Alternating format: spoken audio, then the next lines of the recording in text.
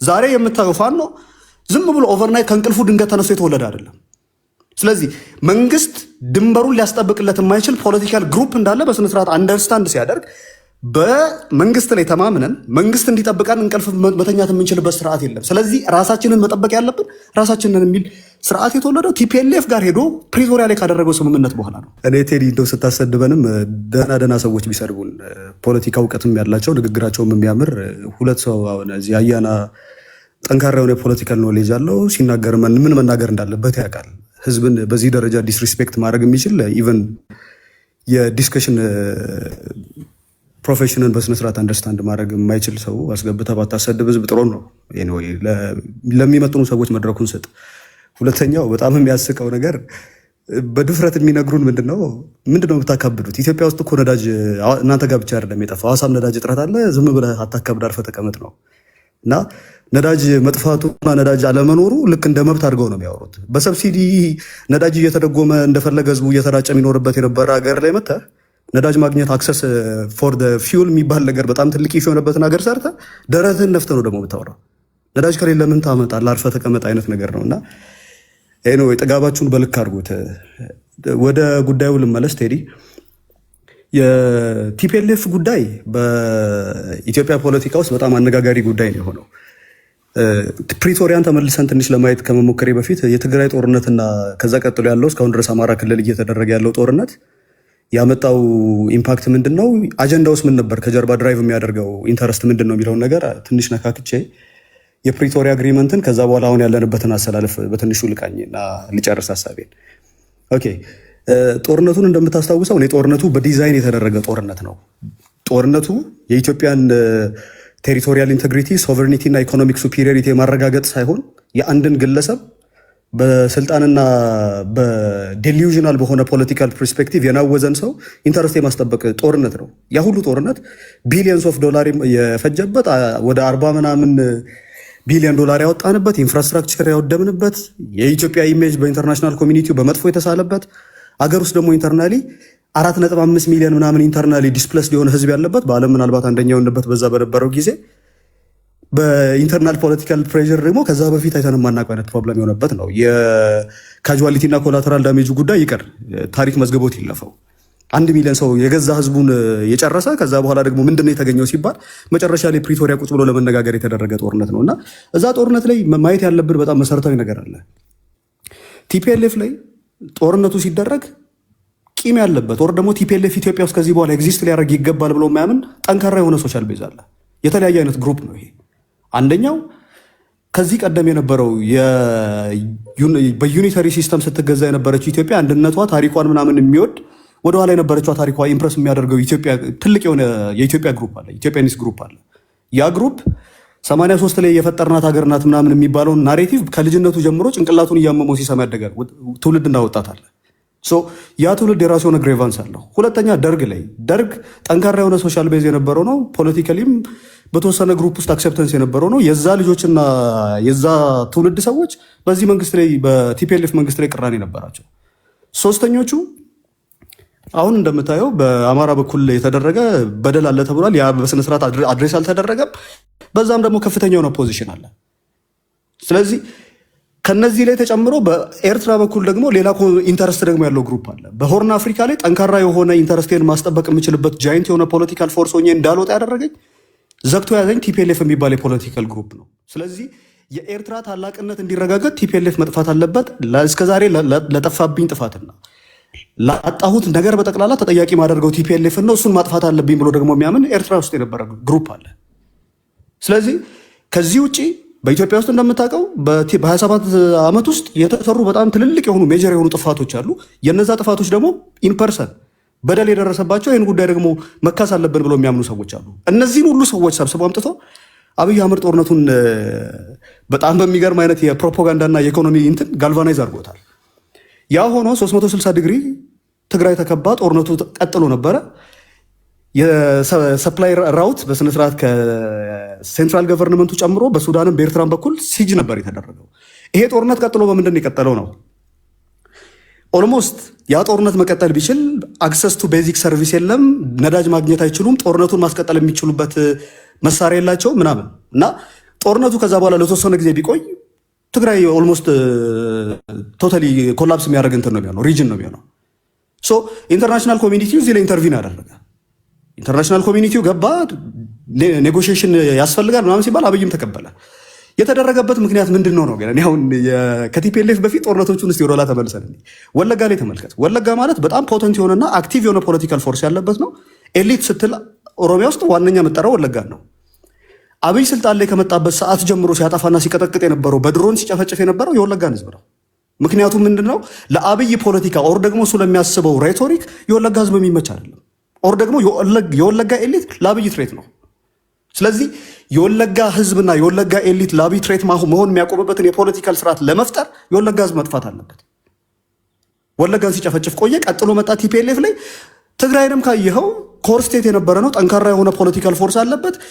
ወደ ኋላ ብትመለስ ኦፖዚሽኖች የሚመነጩበት የ80 መሳፍንትና መኳንንት ሀገር ነው የሚባለው እና የንጉሳዊ ስርዓቱ ላይም ጠንካራ የሆነ ኤግዚስተንስ የነበረው ፎርስ ነው። ሞደርን ኢትዮጵያን ፖለቲክስ ውስጥም ትልቅ ስቴክ የነበራቸው ናቸው። ስለዚህ ትግራይን መቀጥቀጥና ማዳከምም ሁለተኛው ደግሞ ስትራቴጂ ነው ማለት ነው። ሲደረግ የነበረው ጦርነቱን ካየኸው የነበረው ካዥዋሊቲ የነበረው ኮላተራል ዳሜጅ፣ መሪዎች ግንባር እየተመታ ፎቶ እየተለቀቀ ሶሻል ሚዲያ ላይ ሲደረግ የነበረው የህዝቡን ስነ ልቦና መስበር ነው። የኤርትራን ህዝብ ጋብዘ የገዛ ህዝብን ማስጨፍጨፍ ኤግዛክትሊ ምን እንደነበረ ኢንተረሱ ግልጽ የሆነ ነው ማለት ነው። እና ከዚህ በኋላ ፖለቲክስ ላይ የትግራይ ህዝብ ምንም አይነት ስቴክ እንዳይኖረው ሲደረግ የነበረ ነው። ቀጥሎ ያደረገው ምንድን ነው? በትግራይ ህዝብ ላይ ብቻ ተደርጎ ቢቆም ያ ነገር ኦኬ፣ በትግራይ ላይ ያደረግከው እንደው ምናልባት ጥሩ ነው ብሎ ቅድም የጠቀስኳቸው 5 ግሩፖችም ትክክል ነው ብሎ ሊቀበሉት ይችሉ ነበር። ያደረገው ምንድን ነው? ቀጥሎ የትግራይን ህዝብ ስነልቦና ከሰበረ በኋላ ሌላ ስነልቦናው መሰበር ያለበት ህዝብ አለ። ያን ጦርነት አምጥቶ 6 እና 7 ግለሰቦች ልክ የአማራ ህዝብ ጦርነቱ ላይ ኢምፓርት እንደሚያደርግና የአማራ ህዝብ በዋነኝነት የሚመራው ጦርነት አስመስሎ ፖርትሬት ካደረገው በኋላ ያደረገው ነገር ምንድን ነው? የአማራ ኤሊት ድራይቭ የሚያደርገው ጦርነት ነው ብሎ ፖርትሬት ካደረገው በኋላ ጦርነቱ ልክ ትግራይ ላይ መድረስ ያለበትን ዳሜጅ እና በደል ካደረሰ በኋላ ቦርደር ከፍቶ የትግራይ ሰራዊት አማራ ክልል ውስጥ ገብቶ ደግሞ የአማራን ህዝብ ተመልሶ ደግሞ እንዲጨፈጨፍ አድርጓል። መከላከያ መጠበቅ የነበረበትን ድንበር ለቆ ነው የአማራ ህዝብ ራሱን እንዲከላከል ያደረገው። ዛሬ የምታየው ፋኖ ዝም ብሎ ኦቨርናይት ከእንቅልፉ ድንገት ተነስቶ የተወለደ አይደለም። ስለዚህ መንግስት ድንበሩን ሊያስጠብቅለት የማይችል ፖለቲካል ግሩፕ እንዳለ በስነስርዓት አንደርስታንድ ሲያደርግ በመንግስት ላይ ተማምነን መንግስት እንዲጠብቀን እንቅልፍ መተኛት የምንችልበት ስርዓት የለም። ስለዚህ ራሳችንን መጠበቅ ያለብን ራሳችንን የሚል ስርዓት የተወለደው ቲፒኤልኤፍ ጋር ሄዶ ፕሪቶሪያ ላይ ካደረገው ስምምነት በኋላ ነው። ከዛ በኋላ እንዲያው ምንድነው ፕሪቶሪያ ያመጣው ነገር የሚለውን እና ከዛ ወደ አማራ ክልል የቀጠለውን ነገር አይቼ ሀሳቤን ጨርሳለሁ። ፕሪቶሪያ ለቲፒኤልኤፍ ቅድም ያልኩ 360 ዲግሪ ተከቦ የነበረ ኦልሞስት በቃ ኤግዚስተንሻል ጥያቄ የነበረበትን የፖለቲካል ፎርስ ኔጎሽየትድ የሆነ የፖለቲካል ፒስ እንትን ላይ ያመጣ አግሪመንት ነው። ኦልሞስት እየጠፋ ያለ ነው። መሳሪያ የለውም። ፖለቲክስ ላይ ዋር ላይ ሎጂስቲክ ከሌለ የምትጠፋበት 5-6 ጊዜ ወራት ብትሰጠው ከዛ በኋላ ኤግዚስት ማድረግ አይችልም። ምግብ እያገኘ አይደለም። ነዳጅ የለውም። መሳሪያ ማግኘት አይችልም። ከኢንተርናሽናል ኮሚኒቲ ምንም ሰፖርት አልነበረው። በዛ ላይ ደግሞ ህዝቡ በጣም ከፍተኛ ችግር ውስጥ ነው የነበረው። ስለዚህ ቲፒኤልኤፍ ጦርነቱን ያደረገ መቀጠል የሚችልበትን ነገር አፎርድ ማድረግ አይችልም ነበር። ይሄ ነገር ያመጣው ቲፒኤልኤፍን ኤግዚስተንሻል የነበረን የፖለቲካል ጥያቄ ኢንተርናሊም ዶሜስቲካሊም ማረጋገጥ የቻለበት ነው። የቴሮሪስት ዴዚግኔሽን የተሰጠው በፓርላማ የተበየነን አካል ሜጀር የሆነ የፒስ ዲል ላይ ሴግናቶሪ የሆነ ቦዲ ሆኖ የመጣበት ነው። ስለዚህ ቲፒኤልኤፍ ምንድን ነው የሆነው? በህይወት መቆየቱን ብልጽግና ይፈልገው ነበር። ምክንያቱ ምንድን ነው? ጦርነቱ ወደሚያበቃበት ሰዓት ላይ ካየ ቴዲ፣ ጦርነቱ ልክ የሚያበቃባቸው ሰዓቶች ላይ የኢትዮጵያ መንግስትና የኤርትራ መንግስት ቅራኔ ውስጥ ገብተው ነበረ። ስለዚህ መልሶ የኤርትራን መንግስት ቅድም እንዳልኩ የአማራን ኃይል ተጠቅም ያለው ይላል፣ የኦሮሚያን ኃይል ተጠቅመዋል፣ ኢትዮጵያኒስ ካምፑን ተጠቅመዋል፣ የራሱ የፌዴራል ፎርሱን ተጠቅመው ትግራይ ክልል ላይ ጦርነት አድርጓል። ራሱን አፕሮች ደግሞ ጠላትን በጠላት ነው መምታት ያለብኝ ብሎ ስለሚያምን ማለት ነው። ይህንኑ ደሴም ስትራቴጂ ደግሞ አማራን ለመምታት ደግሞ ትግሬን ተጠቅሞ ለመምታት ፈልጓል። ደሴም ይህንን ደግሞ ቲፒኤልኤፍ የምንለውን ፎርስ ተጠቅሞ ደግሞ ኤርትራንን መምታት ይፈልጋል። ስለዚህ ቀጥሎ የመጡት ሬቶሪኮች አብይ ኤርትራን መውጋት ስለሚፈልግ ቲፒኤልኤፍን ቶታሊ ማጥፋት ለአብይ ስትራቴጂክ አድቫንቴጅ አይሰጠውም። ማነው የመከላከያ ዋናው ጀነራል ወጥቶ ምንድን ያለን ዲዲአር ተፈጽሟል ነበር ያለን። ተመልሶ መጥቶ ደግሞ አይኑን በጨው አጥቦ መሳሪያ ያዛችሁትን ፍቱ፣ ደን ደግሞ እጃችሁን ለኢትዮጵያ መንግስት ስጡ። ከዛ በኋላ መገንጠል መብታችሁ ነው ያለው። ምን ስልጣንንና ፓወርን በምን መልኩ እንደሚያዩ የምታየው ህዝብ መግደል፣ ከሀገር መገንጠል፣ የአማራ ህዝብ የሚከፍለው ዋጋ፣ የትግራይ ህዝብ የሚከፍለው ዋጋ፣ ኢትዮጵያ የሚደርስባት የኢኮኖሚ ውድቀት፣ በጂኦፖለቲካሊ የምታጣው አድቫንቴጅ አይደለም ያሳስባቸው። ተገንጠል ጉዳዩ አይደለም። ደርግንን ያውቀዋለሁ። ተገንጣይ አስገንጣ እያለ ነበር ሲቀጠቅጥ የነበረው። መገንጠል በደርግ ጊዜ የሚታሰብ ጉዳይ አይደለም። ዛሬ ያለው መንግስት መሳሪያን ለቀህ ኦር ደግሞ ለእኔ ትሬት ካልሆንክ መገንጠልም ትችላለህ፣ ግን አርፈ ተቀመጥ እንዳትነካኝ ነው የሚለ ተገንጠሉ ብሎ በፓርላማ መጥቶ የሚናገር መሪ ከመሪ ደግሞ አልፎ የጦር ጀነራል ወጥቶት መገንጠል መብት ነው ብሎ የፖለቲካል ስቴትመንት የሚያደርግባት ሀገር ነችው። ስለዚህ አሁን እኔ የብልጽግናን ሪጅም ፖርትሬ የማደርገው እንዴት ነው? ትላንትና ትግሬን አዳከምኩ ብሎ ሲያስብ በአማራ ክልል ውስጥ ጦርነት አደረገ። የትግራይን ፎርስ ከፕሪቶሪያ በኋላ ለሁለት ከፈለው። አንደኛው ቲፒኤልኤፍ ነው፣ ሁለተኛው ደግሞ ከቲፒኤልኤፍ ተገንጥሎ ሄዶ ፋክሽን 4 ኪሎ የገባው ማለት ነው። አማራ ክልል ስታይ የአማራን ኤሊት ለሁለት ከፈለው። ፋኖ በደል ደርሶብኛል፣ ኤግዚስተንሻል ትሬት አለብኝ፣ መንግስት ደግሞ ኢንተረስቴን እያስጠበቀ አይደለም፣ ራሴን የመጠበቅ መብት ሊኖረኝ ይገባል ያለውን ፋኖ የሚደበድበው በአድማ በታኝና በሚኒሻ ነው። አማራንም ለሁለት ነው የከፈለው። ደን ከሁለት ከከፈለ በኋላ አማራን ዛሬ የምታየው ሪጂናል ጥያቄዎች በየቦታው ይነሳሉ። የጎንደር አማራ፣ የጎጃም አማራ፣ የወሎ አማራ፣ የሸዋ አማራ የሚባል ማለት ነው። ስለዚህ ብልጽግና ምንድን ነው እያደረገ ያለው ካልከኝ ሌሎች ዌስተርን ሀገራት ኢንተረስታቸውን ለማስጠበቅ እነሱ የሚፈልጉትን ኢኮኖሚክና የፖለቲካል ጥቅማቸውን ለማስጠበቅ ሌሎች ሀገሮች ሌሎ መበጥበጥ ስትራቴጂ አድርጎ ነው የሚይዙት። የእኛ ሀገር መንግስት የገዛ ሀገሩን በገዛ ህዝቡ ላይ ፋይናንስ እያደረገ ህዝብ መክፈል፣ በትግሬና በአማራ መካከል ከፍተኛ ጥላቻ መፍጠር፣ በአማራ መካከል የከፍተኛ የኤሊት ልዩነት መፍጠር፣ በኤሊቶች መካከል አሁን በኦሮሞ ፖለቲካ ስታይ ገንዱማ በጣም ለዘመናት ሲወገዝ የነበረ ነገር ነው። አክሴፕተንስ የሌለው ጉዳይ ነው። ገንዱማ ማለት ሪጂናል ሴንቲመንት ነው። መንግስት ፋይናንስ የሚያደርገው እሱ ነው። የወለጋ ኤሊት ይልሃል፣ በዚህ መቶ የቱለማ የምናምን እያለ እየከፋፈለ በኦሮሞም እንኳን ጠንካራ ዩኒቲ እንዳይኖር የሚያደርግ ነው። እና ይሄ መንግስት መወገድ ያለበት መንግስት ነው። ምንም ጥያቄ የለኝም። ግን አንድ በጣም ስጋት ሆነብኝ። ጠይቅህና ታጠቃላለህ በአንድ ደቂቃ። አሁን ፕሮብለሞቹ ነው የዘረዘርከው ፐርፌክትሊ። ኦኬ፣ አንተን በፌዴራል መንግስቱ ቦታ ላስቀምጥህ። ይሄ ነገር እንዳይፈጸም ምን ነበር የምታደርገው? ሲንስ ዴይ ዋን አንተ ለምሳሌ ኦፊስ ገባ፣ ጠቅላይ ሚኒስትር አብይ አህመድ ነህ። ሐዋሳ ላይ ስብሰባ አድርጓል፣ አልተስማሙም። ከዛ በኋላ እንካ ሰላምታው እንደምታውቁት ሆነ። ምንድነው የምታደርገው? እስኪ ንገረኝ። ይሄ ጦርነት አሁን የሆነውን ነገር አሁን የገባንበት ነገር እንዳይሆን አንተ ምን ነበር ማድረግ የነበረበት ብለህ ታስባለህ? ይሄ በጣም ጥሩ ጥያቄ ነው።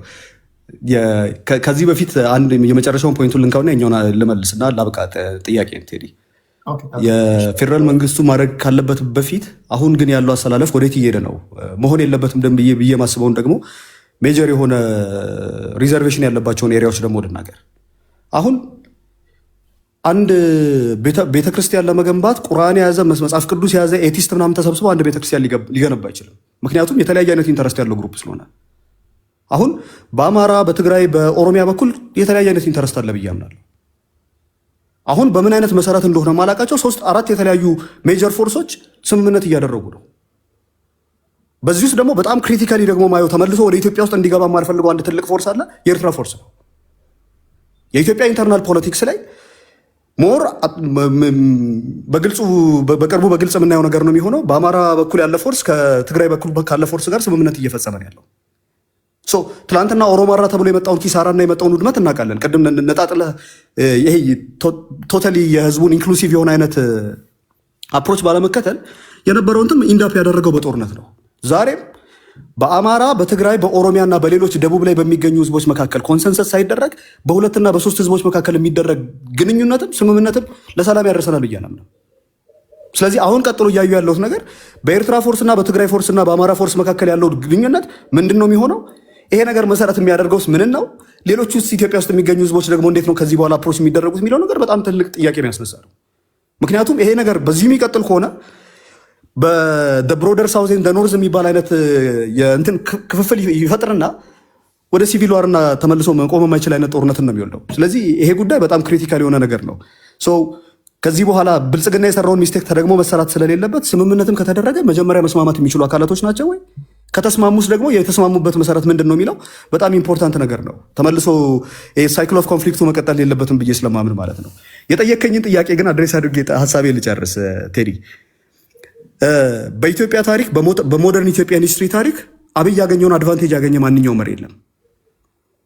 ቲፒኤልኤፍ ሲመጣ ደርግን ደምስሽ የመጣው ነው የሚለው። ከዛ በኋላ የራሱን የሆነ የፖለቲካል ግሩፖች ሰብስቦ ወደ ፓወር መጣ። የዛኔ ኦፖዝ የሚያደርጉ አካላቶች ነበሩ። ከጦርነት በኋላ ቢውል የተደረገች ከተማ ነው። የኢትዮጵያን የ3000 ዓመት ታሪክ ወደኋላ ተመልሰ ብታይ ሙሉ ታሪካችን ጦርነትን መሰረት ያደረገ ነው። በኢትዮጵያ ታሪክ የተለየ ሌሎች ያላገኙትን እድል አብይ ያገኘ ምትለው ለምንድን ነው? ወረቧታ በጦርነት ሁሉ እስከዛሬ ድረስ ፓወር ኢትዮጵያ ሲገኘየ ነው በጦርነት ነው። ለምሳሌ ቲፒኤልኤፎችን ድምጻቸውን ባሰማ ከደርግ ጋር እኛ ጭራሽ አልተዋጋንም ይለዋል። ሰተት ብለን ይገባ። አይ እነሱ የሚሉትን አይደለም፣ ምን ያለውን ፋክት ነው። 17 ዓመት ሙሉ ጦርነት ሲያደርግ የነበረ ግሩፕ ነው። ወደ አንተ ትንታኔ ምጣሽ እንትን እንዳላደርገሽ። ኦኬ 17 ዓመት ሙሉ ጦርነት ሲያደርግ የነበረን የፖለቲካል ፎርስ እኛ ጦርነት አላደረግንም። በሶማሌ ሲዋጋን የነበረው፣ ከሻቢያ ጋር ሲዋጋን የነበረው፣ ከቲፒኤልኤፍ ጋር ሲዋጋን የነበረው፣ ከኦነግ ጋር ሲዋጋን የነበረው እና በዚህ ሁሉ ጦርነት ውስጥ የነበረ አካል ነው። ከዛ በኋላ ስልጣኑን ለቆ ሄደውም ደግሞ በዚህ አይነት መልኩ ነው። ደርግ ከማጋታው ስልጣን ያዘው ማን ያዘው? ቲፒኤልኤፍ በቃ በጦርነት ነው የመጣው። ምንም ጥያቄ የለውም። ራሱና ክፍለ ሰዎች የመጀመሪያው ሪፐብሊክ ኢትዮጵያ ላይ ኢንስቶል ሲያደርጉ ከማጋቱ ወቅተው ነው። ንጉሱን ቀስ አድርጎ ወስዶ ነው አይደል? ያው ወርቃማ ድል በእጃቸው የገባው። የኢትዮጵያን ፖለቲካ ማስተካከል ይችሉ ነበር። እንደውም ከደርግ ጀምሮ ነው ማለት ደርጎች ያንን ምህዳር ማስፋት ባለመቻላቸው ዛሬ ድረስ የደርግ ሌላ ጉዳይ ነው። ወደዛ ከመጣው ደርግ ካገኘው አድቫንቴጅ ያገኘው ይመጣል። ኖ ደርግ ላይ ራሱ መጀመሪያ አንተ ወደ እንትኑ እንዳንሄድ ችግሮቹን ዘረዘርን እኮ ቴሪ ኤክስፕሌን ሊሆኑ የሚገባቸው ነገሮች፣ ነገር ግን ያላደረጋቸው ብለህ የምታስባቸው ምንድን ናቸው? እንዲህ ቢሆን ኖሮ እዚህ ነገር ውስጥ አንገባ የምትለው እንዴት ቢያደርግ ነው? እሱን እኮ ነው እያደረጉ ያለሁት። እሱን ነው እያደረጉ ያለሁት። ወደ ደርግ ስንሄድ የደርግ የነበረውም የፖለቲካል እንትን በጣም የተለየ ነው። አሁን ካለው ጋር የሚመች አይደለም። ብልጽግና ሲመጣ እኮ ባንኩንም ታንኩንም ያለምንም ጦርነት በሰላማዊ ሽግግር የተደረገ እኮ ነው። የኢትዮጵያ ሕዝብ ደግሞ ራሱ የበደሉ የነበሩ ሰዎች ገለውናል፣ ጨፍጭፈውናል፣ በድለውናል የሚሉ ሰዎች መንግስት እኛ ራሳችን በዳይ ነን፣ እኛ ራሳችን ጥፋተኞች ነን፣ ከዚህ በኋላ ሳናጠራ እናስርም፣ ኢትዮጵያን እናስቀድማለን ምናምን የሚል ተረት ተረት መጥተው ሲናገሩ የኢትዮጵያ ሕዝብ በጠቅላላ ወጥቶ በታሪክ ታይቶ የማይታወቅ አይነት ድጋፍ ያገኘ መንግስት ነው። ስለዚህ ይሄንን የነበረውን ድጋፍ በስነስርዓት ኢንክሉሲቭ በሆነና ስትራቴጂክ በሆነ መልኩ ሊያደርገው ይገባ ነበር። ያደረገው ነገር እኮ ግልጽ እኮ ነው። ከዛ በኋላ ስልጣን ላይ ከወጣ በኋላ ትልቅ ፓወር የነበራቸው ናቸው ቲፒኤልኤፎች። የተሰራው ፕሮፓጋንዳ ይታወቅ ነበር። አንድን ህዝብ ስፔሲፊካሊ ታርጌት አድርገ ሲሰራ የነበረው ፕሮፓጋንዳ ትግራይ ላይ አልነበር ሲሰራ የነበረው? ኤክሶደስ አንተ ብትል ልታደርግ የምችለው አላደርግም እያልኩ እኮ ነው። ይሄንን አላደርግም። እኔ በሆነ ይሄንን አላደርግም። እንዴት ነው ፊክስ የምታደርገው? እኔ በሆን ኖሮ በሰላም ያስኩትን ስልጣን ሌሎችን ታርጌት ማድረግበትን ፖዚሽን አልፈጥርም። ተቀባብሎ የተቀመጠ ህዝብ ላይ መጥተህ ድንጋይና ድንጋይ ብታጋጭ ሊጋጭ የሚችል ማንኛውም እኮ ሲንግል ዲጂት አይኪው ያለው ሰው ኢትዮጵያን እኮ ሊያበጣበጥ የሚችልበት ደረጃ ላይ ነው አብይ የመጣው። አንወሻሽ። የብሔር ግጭት እዚህም እዛም በነበረበት ላይ መጣ። ክብሪት መለኮስ አይጠበቅብም እኮ ኢትዮጵያን ለማበጣበጥ። በነገራችን ላይ ዝም ብለህ አጠና ይዘህ ተደፈርኩኝ ብትል 40 ሰው ይንጋጋላል። ዝም ብለህ ወዴት እንደምትሮጥ ሳታውቅ ሰው የምትገልበት ዘመን ላይ ነበር አይደለም እንዴ? ኦሮሞ ከሲዳማ፣ አማራ ከትግራይ፣ ጋምቤላ ከእንትን፣ ሀዲያ ከእንትን፣ ወላይታ ከእንትን በሚባልበት ዘመን ላይ መጥተህ እንዴት ነው ልታረገ በምትችለው? ቴሪ ያው የመጀመሪያው ጥያቄዎቹ ራሱ የሚያስቁ ናቸው። መንግስት ያስፈልገን እኮ አሁን እንደምትለው ማንም በማንም ላይ ተነስቶ ዝም ብሎ መገዳደል የሚችልበት ስርዓት ከሆነ መንግስት አያስፈልገንም። ለዛ ይሄንን ኦርደር ማስያዝ እንዲችል ነው መንግስት ያስፈልገን። ህዝብ ከህዝብ ጋር እንዳይጋጭ፣ እርስ በራሳችን እንዳንገዳደል ነው መንግስት የሚያስፈልገን። ይሄ መንግስት ከመጣ በኋላ የወሰደው አፕሮች ግን ጦርነትን የሚያመጣና ኮንፍሊክትን ጋልቫናይዝ የሚያደርግ ነው እንጂ የሚያስተካክል አልነበረም። ለውጡ ማኔጅ የተደረገበት መንገድ በጣም ትክክል አይደለም። አንድን ስፔሲፊክ ግሩፕ ፓወርን ኮንትሮል ሲያደርግ የነበረ የደህንነት ስርዓትን የተቆጣጠረ ሚሊተሪን ተቆጣጥሮ የነበረን አካል ከስልጣን በጠቅላላ ኤክስክሉድ ካደረግከው በኋላ መልሰ እሱ ላይ ብቻ ታርጌት የሚያደርግ ፕሮፓጋንዳ ስትሰራ ጦርነት ያመጣል። ግልጽ ነው። ለምንድነው ኤክስክሉሲቭ መሆን የፈለገው? ለምንድነው ኢንክሉሲቭ ማትሆነው? እነሱ ራሱ ሃይላንድ ከሚያንጠለጥሉ ሰዎች መካከል አንዱ አይደለም የነበሩት። ቲፒኤልኤፍን ብቻ ለይተህ ፖርትሬ የምታደርግበትና ፕሮታጎኒስቲክና አንታጎኒስቲክ የሆነ ቪው የምትፈጥርበት ምክንያት ምንድን ነው? ሌላ ልተው። እሺ የወልቃይት ጠገዴን ጉዳይ እንዴት ነው የምትፈታው? ወልቃይት በዛ መልኩ ነበር አልነበረ መፈታት የነበረበት። ጦርነትን መደረግ አልነበረበትም። እንዴት ነው የሚፈታው ነገር? እኔ ወልቃይት የሚኖሩ ህዝቦች ናቸው ብዬ ነው ማምነው። ወልቃይት የትግሬም ነው የአማራም ነው ብዬ አላምንም። የምታገለውም እኔ ኢትዮጵያ የኢትዮጵያን እንድትሆን ነው እንጂ ለአንድ ብሔር መሬት እንዲሰጥ አይደለም የምታገለው።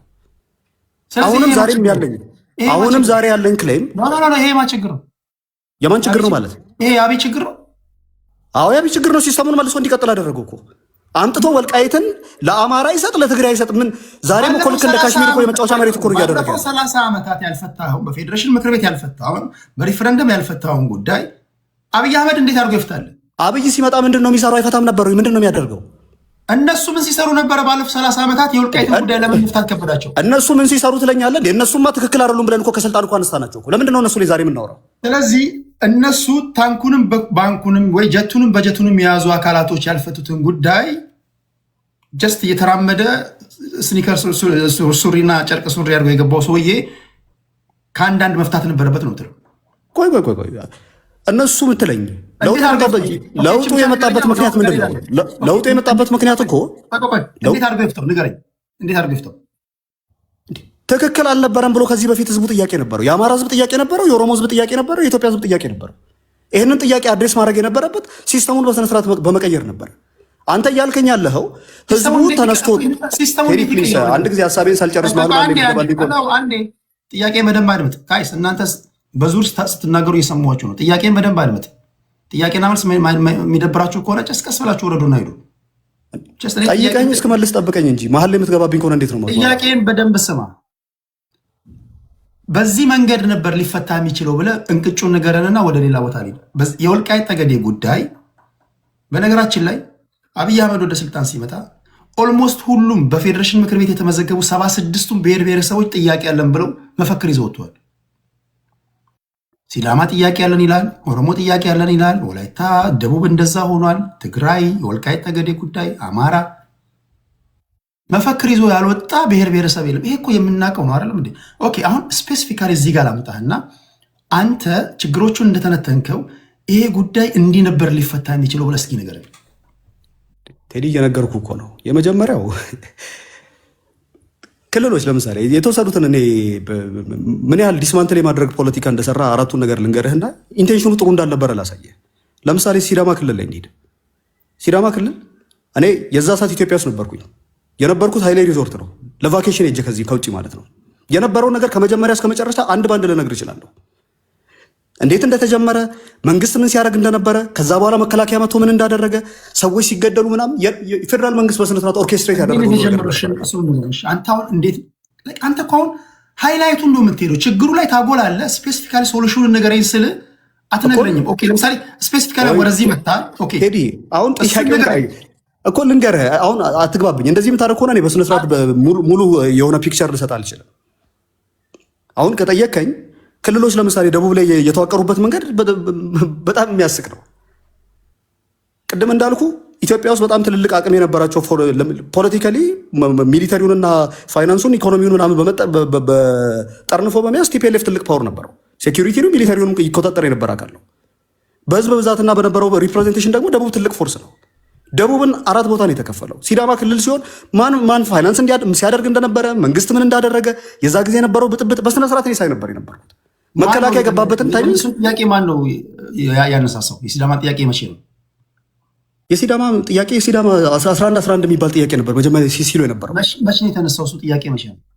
11 ላይ 11 ኢሬቻ ነበር። ከዛ ጊዜ ነው የተጀመረው እሱ ጥያቄ። ከዛ ቀድሞ ነበር ጥያቄው፣ አጀንዳው ነበረ።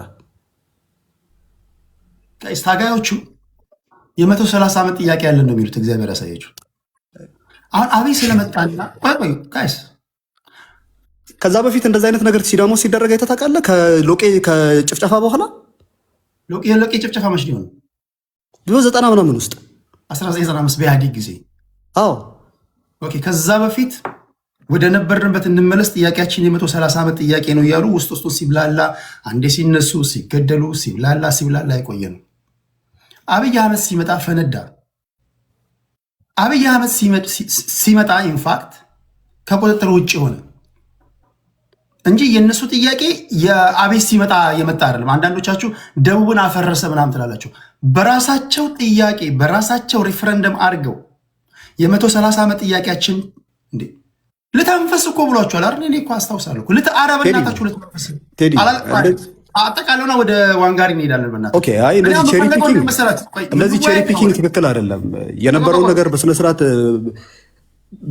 ቢገር ፒክቸሩን ለማግኘት የነበሩ ፐዝሎችን በጠቅላላ መገጣጠም ነው አይደል ያለብን። አማራ ክልል ሲዳማ ክልል ከመሆኑ በፊት እኮ የነበረው ነገር እኔ በደንብ አውቃለሁ። ጥያቄው ከምን እንደተጀመረ፣ ጥያቄው እንዴት ሆኖ እንደተፋፋመ፣ ጥያቄው ከዛ በኋላ መጨረሻ ላይ በምን መልኩ እንደተመለሰ ያውቃለሁ። አንተ እንደምትለው እሱን ነገርና ወደ ዋንጋሪ እኔ መስማት ስለፈለኩ እንዴ እሱ አይደለም እኮ የኢትዮጵያ ዋነኛ ችግሩ እኮ እሱን ተናግሬማ ዋነኛ የጠየከኝን ሳልናገር ምን ችግር ነው? ጠቀስከው እኮ በምሳሌ አድርገህ ጠቀስክ። እንዴት ነው የተቸገረው? እንዴት ነው የተፈጠረው? እሺ የሲዳማ ክልል አንተ ባልከው መልኩም አይደለም የሆነው። የሲዳማ ክልል አብይ ስልጣን ላይ ከመጣ በኋላ ወደ ዋንጋሪ ፕሊስ። እኔ እኮ አብይ ከመጣ በኋላ ከሄደባቸው ክልሎች መካከል አንደኛው ሲዳማ ክልል ነው የነበረው። በጣም ከፍተኛ አቀባበል የነበረው ከፍተኛ ድጋፍ የነበረበት ቦታ ነው። አብይ አይደለም ጭራሽ ከአብይ አልፈው ጀዋርም ደግሞ አቀባበል ከፍተኛ አክሴፕተንስ የነበረው ቦታ ነው። ኢሬቻ ላይ አብይ ሄዷል፣ ጀዋር ሄዷል። ከዛ በፊት አብይ ሄድ ነበር። አቀባበል ያደረጉለት የሲዳማ ትልልቅ የምትላቸው ሽማግሌዎች፣ የአገር ሽማግሌዎቹ በደንብ አክሴፕት ያደረጉት ሰው ነው። ምንም አንተ የምትለው ችግርም አልነበረም። ችግሩን በስነስርዓት ጋልቫናይዝ እንዲደረግ አብይ ይፈልግ ነበር። ከዛ በኋላ ስልጣን ላይ የነበሩ ሰዎች እኮ ያ ጥፋት ከጠፋ በኋላ አንተ አብይ ኢምፓርሻል ነው ካልከኝ ጆሮቸው ተይዞ እስር ቤት ሊገቡ ነበር የሚገባው። እነ ደሴ ዳልኬ ምንድን ነው የተደረጉት ከዛ በኋላ? እሺ ቴንክ ዩ ወደ እኔ እንኳን አንተ ሀሳቤን አሁን የጠየከኝን ጥያቄ በስነ ስርዓት ምንም አድሬስ አላደረኩም። ፖይንቱ አንደኛ ከበቂ በላይ ደቂቃ ሰጥቻለሁ። ይሄ ፀሐይ የሞቀው ሀገር ያወቀውን ጉዳይ ነው እኮ እንዴት አድርገን እንደምትነግረኝ አላውቅም። ሰዎች ታጋዮቹ አብይ ከመወለዱ በፊት ይህን ጥያቄ ስናነሳ ነበር ይላሉ። አንተ አብይ መጥቶ ፈጠረው ትለኛለህ። የ130 ዓመት ጥያቄያችን ነው እኮ እያሉት የሚታገሉት እነሱ። ባለፉት 30 ዓመታት የሲዳማ ህዝብ ጥያቄ ያላነሳበት ጊዜ የለም። ባለፉት 30 ዓመታት የወልቃይት ጠገዴ ጉዳይ ያልተነሳበት ጊዜ የለም። የሎቄ ጭፍጨፋ አለ። ጨምበላላ ባህል በተደረገ ቁጥር ሁልጊዜ ጥያቄ ያነሳሉ። አብይ የዛን ጊዜ የት እንዳለም አይታወቅም። ሄደ ሐዋሳ ላይ ጥያቄያችሁን ሰምቻለሁ፣ የቢሮዬ መግቢያና መውጫ ቤት በኩል እንደሆነ አላቅም፣ ጊዜ ስጡኝ አላቸው። ፐብሊክ ሪካርድ ነው። ከዛ ወደ ሶማሌ ይሄዳል። ጥያቄ ያለን ይላሉ።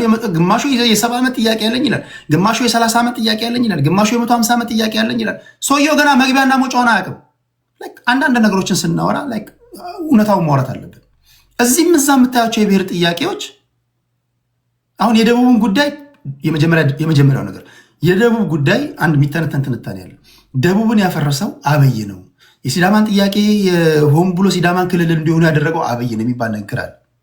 ከዛ ጋር እንዳይጋጭ ነው። ችግር ከተነተንን እናንተ ደግሞ በዛ ችግር ፈቺ ቦታ ላይ ብትሆኑ እንዴት ነበር ይሄ ነገር እንዳይሆን ልታደርጉ የምትችሉት? እንዴት ነው? ህዝቡ መስማት ይፈልጋል። ችግር ለመተንተን ሁላችንም እንተነተናለን። በተለይ የወልቃይት ጠገዴ ጉዳይ እዛ ጋር ያዛችሁና እነ ገዱ አንዳርጋቸው ፈርመዋል እኮ የተዘጋ ጉዳይ ነው። የአማራ ህዝብ ገዱ አንዳርጋቸው አስፈራርተውት ነው፣ ተላላኪ ነው፣ እኛ አናውቅም ይሄን ፊርማ እያለ በነበረበት ሰዓት ነው የምታውቁት ነው። የወልቃይት ጠገዴ ለአንዴና ለመጨረሻ ጊዜ በገዱ አንዳርጋቸውና በወቅቱ የትግራይ ብሔራዊ ክልላዊ መንግስት ፕሬዚዳንት አባይ ወልዱ አማካኝነት ተፈራርመናል አሉ። የአማራ ህዝብ አልቀበልም አለ። በሁለት ክልሎች መካከል የወሰን ይገባኛል ጥያቄ ከተነሳ በፌዴሬሽን ምክር ቤት ይፈታል ይላል ህገ መንግስቱ። የፌዴሬሽን ምክር ቤት ሳይፈታው ያንከባለለውን ጉዳይ 30 ዓመት የከረመ ጉዳይ ሲጀመር የክልል አወቃቀሩ ራሱ አንደኛው ከአንደኛው ጋር ጸብ እሳት እንዲለኳኮሱ ተደርጎ የተፈጠረ ክልል አብይ እንዴት ነው ሊፈታ የሚችለው? ጋይስ አብይን ተውቱና እናንተ በአብይ ቦታ ብትሆኑ እንዲህ ያለ ጥያቄ ቢነሳባችሁ እንዴት ነው ልትፈቱ የምትችሉት? ነው የኔ ጥያቄ እኮ ለማወቅ ስለፈለኩኝ ነው እንጂ ኢንተራፕት ላደርገው ፈልጌ በአንድ ደቂቃ ይህንን ልመልስ በጣም አንድ ደቂቃ ልስጥና ወደ ዋንጋሪ ድሻ አንድ ደቂቃ ችግር ባጭሩ ኢንተራፕት አደረከኝ እንዳል አንድ ደቂቃ ልስጠው ነው ወደ አንተ እመጣለሁ። ቆይ አንዴ አንዴ ወደ አንተ እመጣለሁ። ችግር የለውም። እሺ ኤክሶደስ ያድርገውና በእናትህ ያድርገውና ጠቅላይ ሚኒስትር ብትሆን ቢያደርገው ኖሮ ጨምርለት ችግር ቆይ አሁን አድማጭ ተመልካች ይፈርዳል። እሺ ኤክሶደስ አንተ አብይ ቦታ አስቀመጥኩ፣ ይህን ችግር እንዴት ነው የምትፈታው? ቴንክ ዩ። የመጀመሪያው ይሄ በጣም መልቲ ዳይሜንሽናል የሆነ ፕሮብለም ሶልቪንግ ሜካኒዝም የሚጠይቅ ነው። ኢትዮጵያ ውስጥ የቲፒኤልኤፍ ስርዓት ላይ በኢህአዴግ ስርዓት ላይ የነበረው ነገር ካየኸው አንድ ብቻ ፕሮብለም አይደለም የነበረው፣ ኢኮኖሚክ ፕሮብለም እየጀመረ የነበረበት ነው። የህዝብ ቅራኔ በጣም ተወልዷል። ህዝብ በጣም ትልልቅ ጥያቄዎች መጠየቅ ጀምሯል። ትክክል ያልከው ነገር በጠቅላላ ትክክል ነው። አደሴም ታይም ደግሞ አንደርስታንድ ልናደርግ የሚገባል መንግስትን ደግሞ ህዝቡን ለመቀበል ለመጀመሪያ ጊዜ በታሪካችን ፈቃደኛ የሆነበት ሞመንት ደግሞ ያ ነው። ጊዜ ሰጠው። ይሄ ሰውዬ ማስተካከል ይችላል፣ ኢትዮጵያን ትራንስፎርም አድርግልን፣ አሻግራችኋለሁ አለን እኮ። አሜሪካ መጥቶ እኮ እዚህ ነበርኩኝ እኮ እኔ አሻግራችኋለሁ ሲል በጆሮዬ ነው የሰማሁት። ሶም ያሻገረን ምንድን ነው? ትግሬውንም፣ አማራውንም፣ ኦሮሞውንም፣ ከምባታውንም፣ ሲዳማውንም በስነስርዓት ሪስፖንስብል ሆኖ የሚፈልገውን ሳይሆን የሚያስፈልገውን እየተናገረ ነበር መምራት የነበረበት። አንደኛው ትልቁ ፕሮብለም የነበረው አብይ ፖፑሊስት ነው የነበረው። ህዝቡ የሚፈልገው መስማት የሚፈልገው ነው እንጂ ይናገር የነበረው ለህዝቡ የሚያስፈልገውን አይደለም። በፖለቲሻንና በስቴትማን መካከል ያለው ትልቁ ዲፍረንስ ሌጋሲና ህዝብን በምን መልኩ ትራንስፎርም ማድረግ እንዳለበት ትልቅ ስትራቴጂ ይዘህ ትመጣለህ እንጂ ሰው መስማት የሚፈልገውን እየነገርከው አንተ ወደምትፈልገው ቦታ አትወስደው። ስለዚህ የተፈጠሩትን ነገሮች ያቸው የነበሩ ሜጀር የምትላቸው ክሪቲካሊ ጥያቄ መጠየቅ የሚችሉ የነበሩ ሰዎችን መጀመሪያ ተመተው ወጥቷል። እነ ልደቱ ያሉ ጀዋርን ጨምሮ ጀዋር ራሱ ኤግዚስት ማድረግ ነበረበት። የተለያየ አይነት ፖለቲካል ፐርስፔክቲቭ የነበራቸው ጠንካራ የሆነ ሶሻል ቤዝ ያላቸው ሰዎች ኢንክሉድ ተደርገው መቀጠል ነበረበት።